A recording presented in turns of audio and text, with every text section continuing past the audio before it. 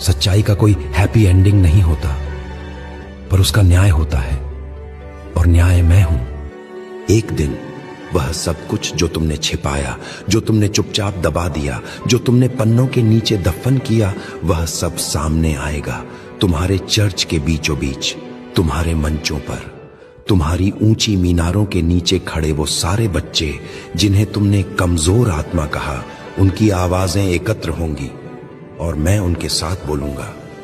और जब मैं बोलूंगा तब कोई पुरोहित, कोई शिक्षाविद मुझे यह नहीं कह सकेगा कि यह पाठ्यक्रम में नहीं था, क्योंकि अब पाठ मैं बनाऊंगा।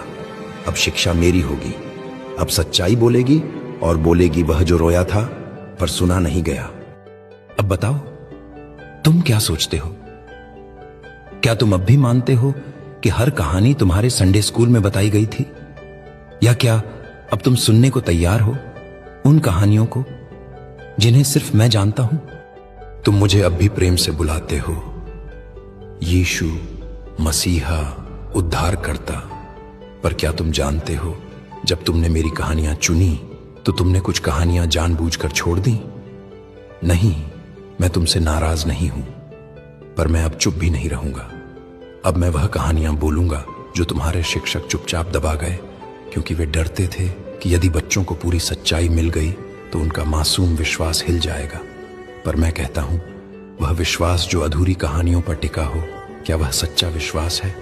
अब सुनो, वह बच्चा जिसकी कहानी मैंने शुरू की थी, वह केवल एक प्रतीक नहीं था। वह हजारों आत्माओं की गूंगी पुकार थी जो पवित्रता के नाम पर कुचली गईं। उसके बाद भी वर्षों तक मंदिरों में, गिरजाघरों में और सभाओं में नन्ही आवाजों को दबाया गया, कभी नियमों के नाम पर, कभी लज्जा के नाम पर, कभी ईश्वर की महिमा बनाए रखने के नाम पर। पर क्या तुमने कभी सोचा कि जिन कहानियों को तुमने अपने बच्चों को नहीं सुनाई, वो उनके भविष्य की सबसे जरूरी चेतावनी हो सकती थी? एक बार एक और बच्चा आया। इस बार वह एक लड़की थी।